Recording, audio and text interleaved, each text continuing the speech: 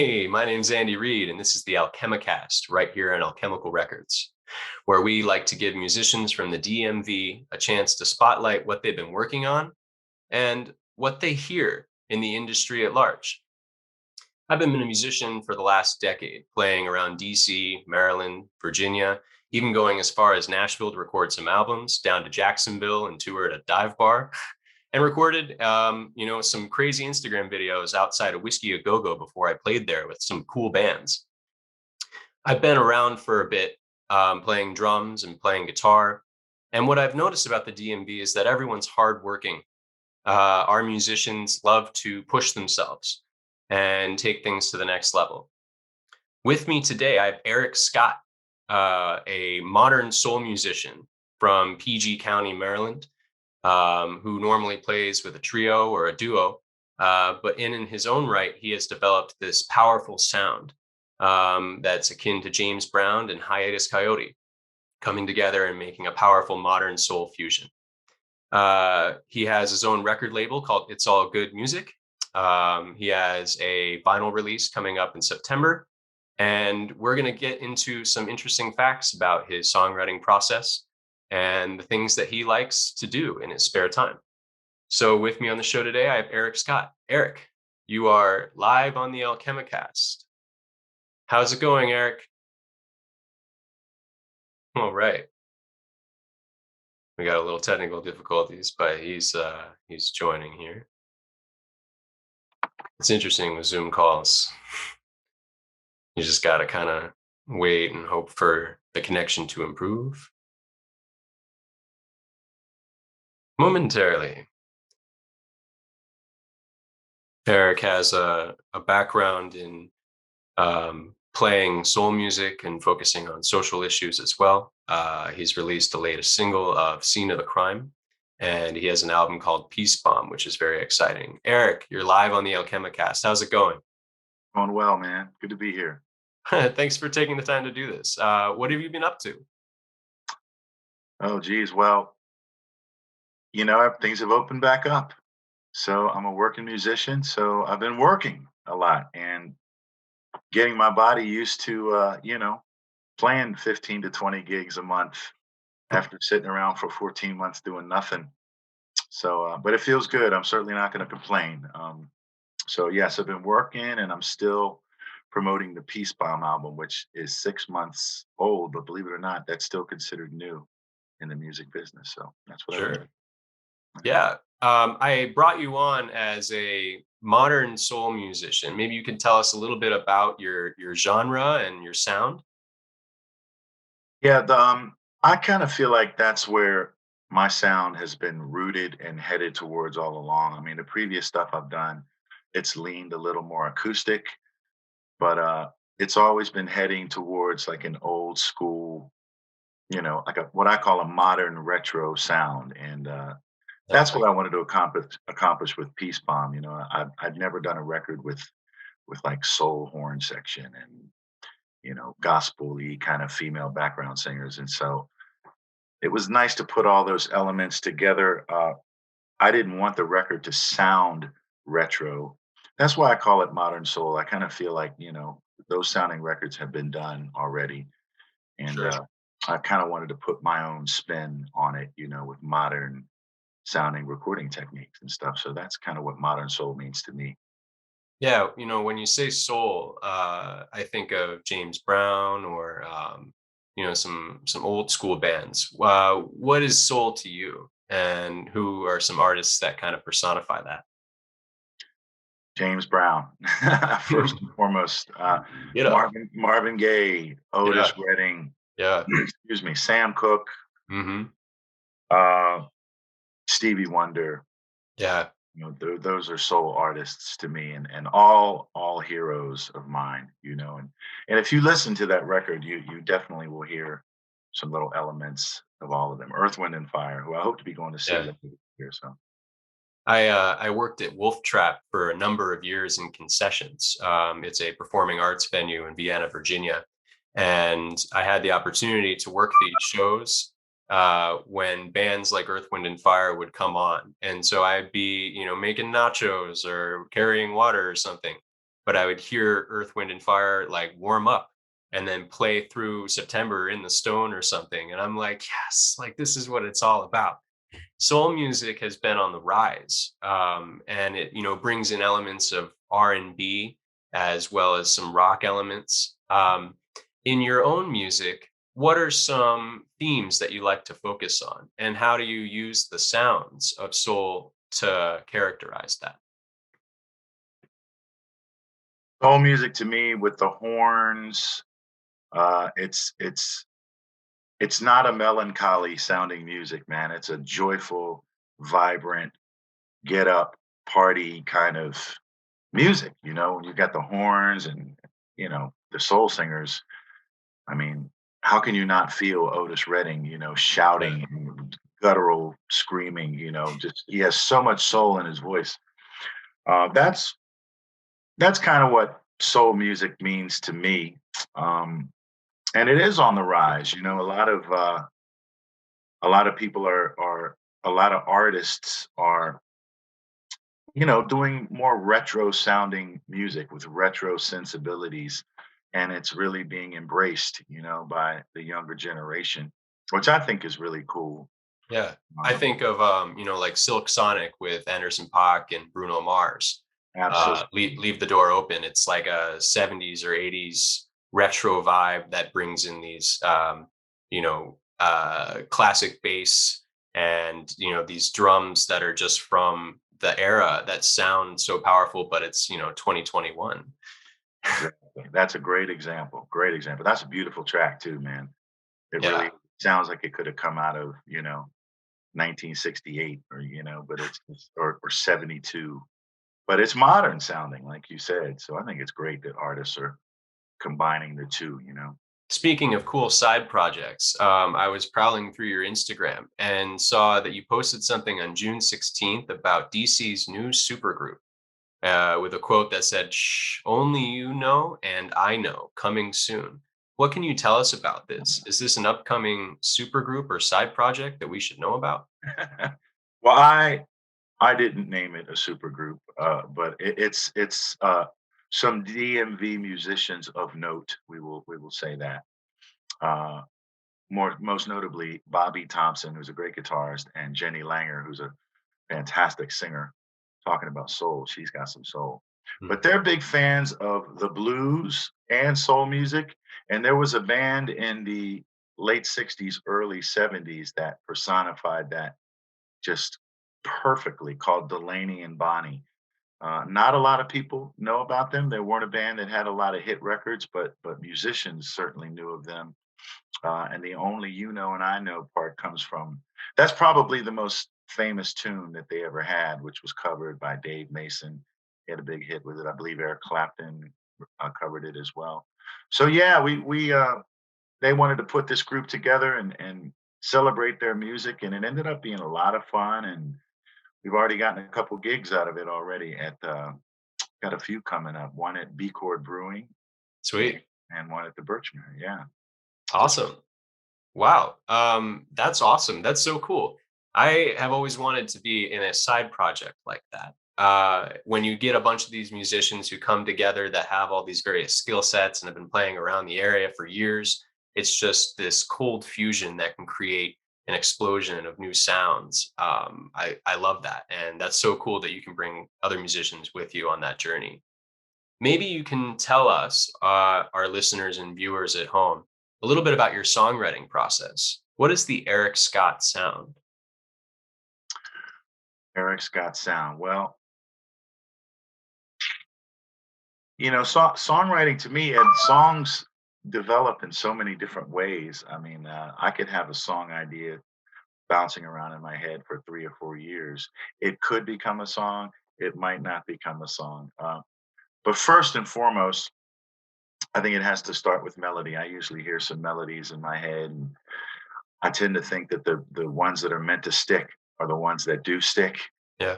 And after you hear a melody that you think you can turn into song, I start thinking about my life and how I'm feeling at that time, and writing about whatever's going on with me, and applying it to the melody and trying to turn it into a song. But I'm also a part of the Eric Scott sound, if you will, is there's always going to be an element of just social consciousness, about the world we live in, what's going on, there's always going to be that element there. And it's all, I tend to be pretty revealing in my songwriting. Sometimes I think too much but I think you have to be fearless as a songwriter, Um, those are the elements that I think will always be a part of my music. Whatever they're wrapped up in musically could change going down the road, but there's always been a soul element and a real deep element of talking about what's going on with yourself and trying to empower other people. And your role as an individual in society at large. Yeah. Something that I've noticed in your music is that you target specific social issues. Based on your experience, what are some of these social issues you target in your songs, and how do you use your lyrics to focus on these issues? Well, based on my experience, I grew up in the DC area. My father was black, mom was white. It was difficult being a biracial child, growing up in PG County Mm. at a time when they were doing this thing called busing. A lot of you young folks might not even know that term, but back when I was coming up through school, they would send in children, African American kids into predominantly white school districts just to try to create some diversity. And really, all it created was a lot of tension and a lot of, I don't want to be here and I don't want you here. And as a kid, we moved around a lot. So I was always a kid that was, it was hard for me to make friends there for a while. I always felt like I was in the middle of this race tug of war, and it was very tense and uncomfortable for me. So it was ingrained in me very early, what it feels like to be looked at differently, you know.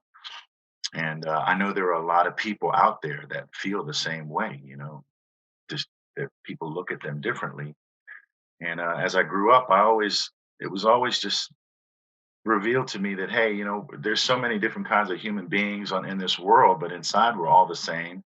We have the same fears. Our blood is red. We have the same insecurities.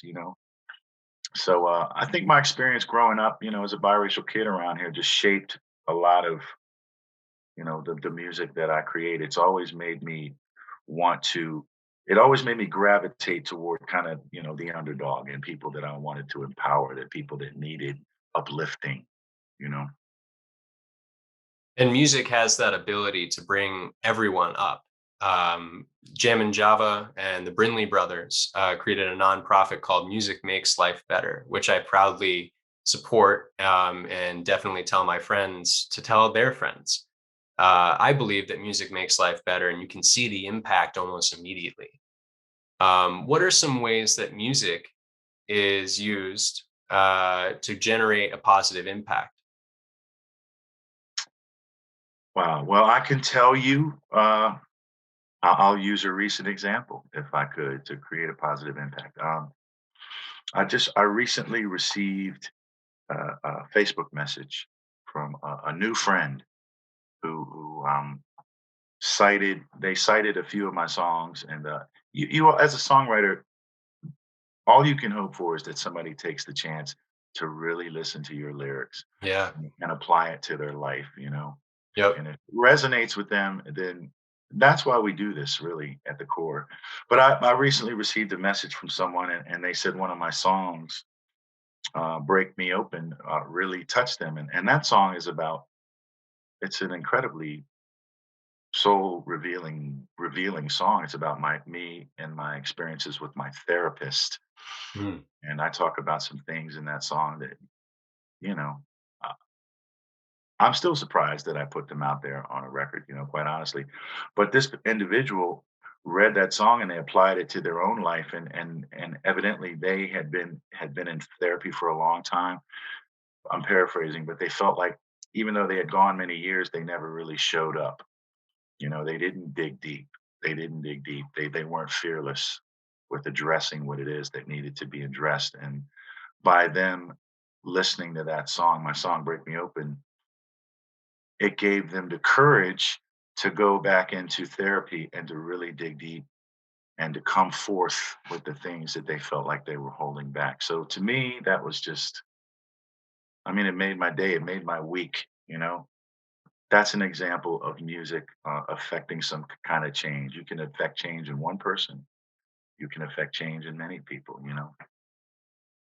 Wow. Yeah, that sounds like a brave individual who stepped forward. And I'm sure that when you read that message, it resounded within you that you knew that your music actually connected with someone, and the lyrics that you felt, that you experienced, someone else was able to take a walk in your shoes and feel those lyrics too. So Exactly right. that's definitely a great example of impact. Thank you for sharing.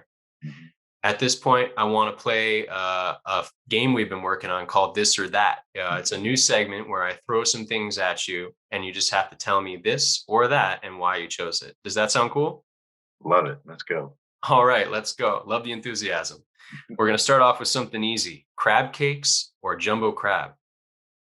Absolutely crab cakes because I hate picking crabs. It's too much work for very little payoff. You don't like to whack things with a hammer and get the guts everywhere. Oh man. No, no, no. Crab legs, big giant crab legs, where you just got to crack once and get this big honking piece of meat. I'm down with that, but I'm definitely gonna go with the crab cake. Yeah, it's easier to be a little shellfish when you have some crab cake as opposed to smashing some and sharing with others. Yeah, Shrek or Madagascar? I'm gonna have to go with Shrek.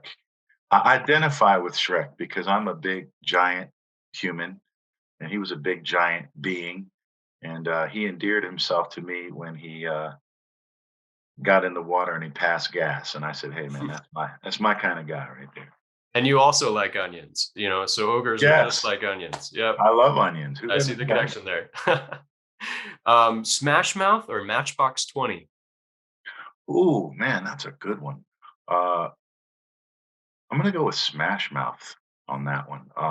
Nice. When their record came out that had "Walking on the Sun," I love that record. I used to listen to it all the time, and I was always surprised at how the rest of the record was like this really like kind of punky, kind of SoCal punk Yeah, sound record, and I dug it.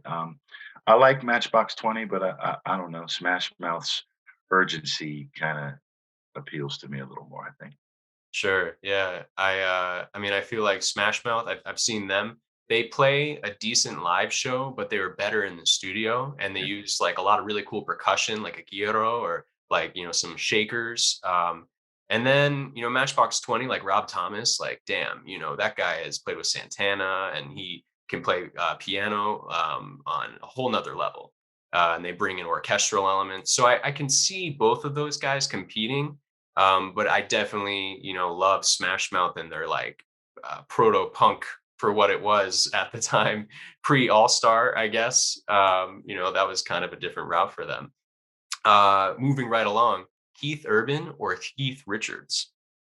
Absolutely, Keith Richards, all the way, every day. I mean, I can't think of anybody who epitomizes rock and roll more than Keith Richards. And, he comes off, if he talks, sometimes you think you're listening to this bumbling, kind of incoherent individual. But I read his book, and let me tell you, he's a very sharp, witty, God, I mean, there's nobody that's lived rock and roll more than him. So, and I love the Stones. So I would have to say Keith Richards. Yeah, me too.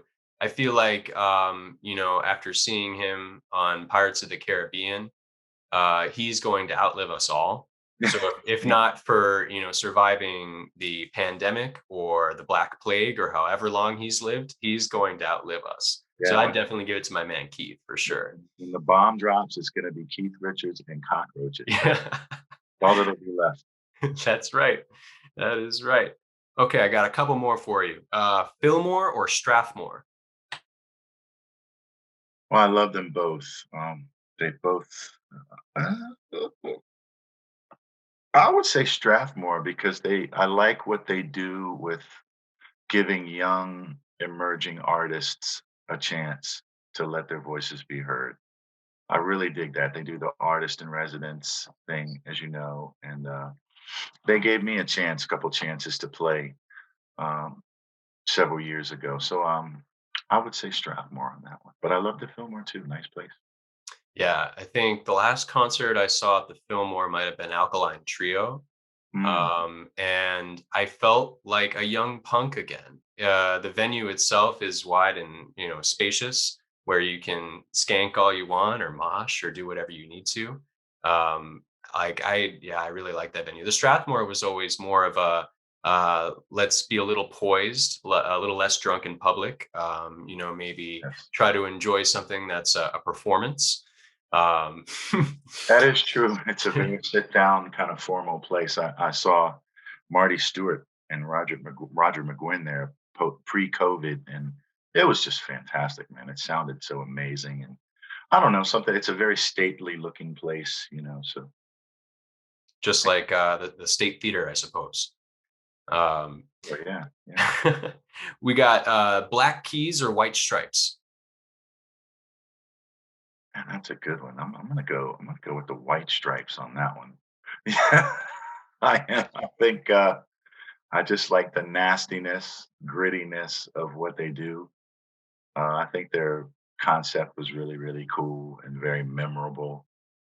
You know, Jack White is, just a pretty incredible musician, man. I mean, all the stuff that he's done.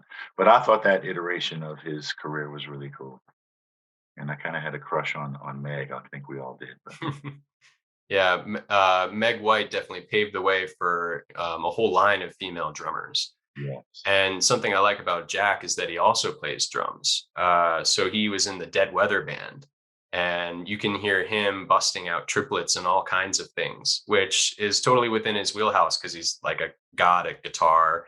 And he built one in this documentary called It Might Get Loud." I don't know if you've seen this. man, I have heard so much about that documentary. I can't believe I've never seen it. I need to watch. Okay, so for you and the listeners playing at home, I'll break it down. Um, Jack White, The Edge, and Jimmy Page get together and they all talk about guitars for like 40 minutes or something. It's like a rockumentary. And it starts with Jack White, who comes to this house and he, takes this opportunity to make a diddley bow, which is essentially just a 2x4, two nails, some piano wire, and use like a bottleneck slide to, play the notes. So then he takes a hammer, nails in, and then stretches this wire and then hooks it up to an amplifier. He puts a Coke bottle underneath one side, which creates a pickup, and then he actually connects it to an amp and then turns the power on and then uses a bottleneck slide, and it creates this heavy distorted sound. He then looks at the camera, takes a drag from his cigarette and says, "Who needs a guitar?" And something I like about Jack White is he says things like that and then actually plays and rips on it without, a whole bunch of buff besides a big muff and an octave pedal. So I'm definitely a big fan of Jack White. Not saying that the Black Keys aren't worth their salt, but No, they're the cool. White Stripes are definitely a powerful sound for sure. Jack White's pretty fearless. I like the fact that he tries different things, and I saw him on Saturday Night Live not that long ago, and Uh, he I mean, he blew the roof off that place, man. He really did. Well, thank you for playing this or that. I hope you enjoyed that segment we throw into the show. I did. Um, I want to move forward and ask you one very important question. What does it mean to you, Eric, to be a musician from the DMV? You can take that any way you want. Oh wow. There's some awfully, awfully talented musicians in the DMV. I would say the talent pool here is equal. I mean, to any city, any big major city. I can tell you from a personal standpoint of being a professional musician in the DMV area, uh, it's a godsend because you have so much terrain where you can keep yourself busy. You've got Mm, Northern Virginia, you've got DC, you've got Annapolis, you've got Baltimore, then you've got the yeah. entire whole beach scene over there on the Eastern Shore. So if you can't keep yourself busy around here, something wrong. You really can. So I'm grateful for that. Man, I'm grateful for the fact that DC is a city that has their own indigenous music. Think about that. Go-go, came out of DC, and you Yeah. will not hear that in any other city. How cool is that? And I just think that the go-go influence has seeped its way into so many DMV artists, myself included. There's some stuff on the new record, that kind of leans a little go-go. And I wanted to do a remix with Sugar Bear, but that's down the road. I love being a DC music area, DMV area musician. DC and Baltimore are a little different, but it's a very, very creative area. Some fantastic musicians have come out of here. My God, Marvin Gaye. I could go on and on. Duke Ellington. Yeah, the Duke. I feel privileged to be able to hone my craft in this area. Yeah, me as well. I feel like growing up and playing at some of these places in the DC area, some of which are no longer around, like Iota on Wilson, or the Soundry, which was in Vienna. It was like Oh, this garage. I had my first gig there, and yeah, they great. tore that down, and now it's like a Virginia Jammers or something, like a School of Rock. That Um, broke my heart when the Soundry closed. What a great, great room. I'm So stoked that you remember that. Wow, yeah, and Foundry? yeah. Absolutely. Yeah, it was a great place. I recorded a live album there, which I had yet to release, but I hope to release it this year, later this year. Well, let me know when you do, man. I Because will. that place has a special memory in my heart of, the first gig I ever played. I dropped some sticks, I embarrassed myself, but man, they loved it. It was incredible. And I must have been like 14 or something. I've noticed that the venues around the area, not just in Northern Virginia, but in Maryland and DC, they really see promise in artists and try to bring you up however possible. And then it's left to the rest of the community at large to come together, and then it's just friends and friends of family, and you try to make these shows happen. So I would say that, like you were saying, the musicians are the scene. We know each other well enough that when we hear someone's playing something, like we like that, we gravitate toward it. And the go-go scene is no different from that, for sure. No, I agree. I think there's a very communal vibe in the DMV among musicians. I know when I'm not playing, I love going to check out other musicians and hearing new bands and stuff like that. And there's you mentioned a couple of the venues. There are some world-class venues here in the DMV as well. But there's also the Soundry was great. It was a small to mid-sized room that gave up and coming bands a great showcase. I mean, a Yeah. beautiful sound. There's a fair amount of venues like that in the DMV that give new bands a shot to play in a really professional setting. And we just have to give thanks to those venues that they served their time, and now we can move on. And it paves the way for new venues to open up. The next generation looks promising for musicians and venues together to work in collaboration and to put together a whole new experience for patrons moving forward. Eric, I want to take this time to thank you for coming on the show, and really appreciate you, opening up to us and having this conversation with me. Of Thank you so much for having me. I hope I made sense when I was speaking, but course. completely off the cuff. But yeah, I think Alchemical Records. I love what you guys do. You shine a spotlight on the DMV and musicians, and that's always going to be cool with me, man. I really, really appreciate it. So thanks for having me. Anytime, man. Of course. Well, my name is Andy Reid, and this has been the Alchemicast right here on Alchemical Records. Thank you to all our listeners at home and our viewers out there on the internet. Eric, thank you for coming on the show, and God bless. I will talk to you guys another time. All right. Eric, have a good one, man. You too, Andy. Thanks so much, man.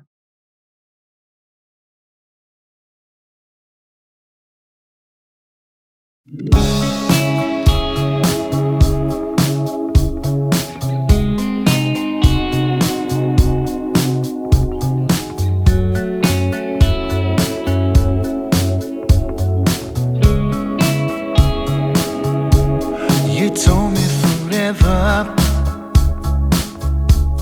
and never came home. And all that you left me are counterfeit memories that won't leave me I'm down in the shadows where loneliness grows, looking for clues and traces of you, but the trail is gone cold. I got your fingerprints on my heart and all the evidence in my arms, a chocolate silhouette here in the dark that used to be mine. Now it's just the scene of the crime. I wish that you were here. The scene of the crime. You kill me, but I wish that you were here at the scene of the crime. Don't wanna get close to your side of the bed, 'cause I'll get your sins all over my skin and inside of my head. I got your fingerprints on my heart and all the evidence in my arms, a chocolate silhouette here in the dark that used to be mine. Now it's just the scene of the crime. But I wish that you were here. The scene of the crime. But I wish that you were here. You kill me, but I wish that you were here at the scene of the crime. You kill me, but I wish that you were here. You kill me, but I wish that you were here. You kill me, but I wish that you were here. You kill me, but I wish that you were here. I got your fingerprints on my heart and all the evidence in my arms, a chocolate silhouette here in the dark that used to be mine. It's just the scene of the crime. I wish that you were here. The scene of the crime. You kill me, but I wish that you were here. The scene of the crime. It's just the scene of the crime. I wish that you were here. The scene of the crime. You kill me, but I wish that you were here. The scene of the crime.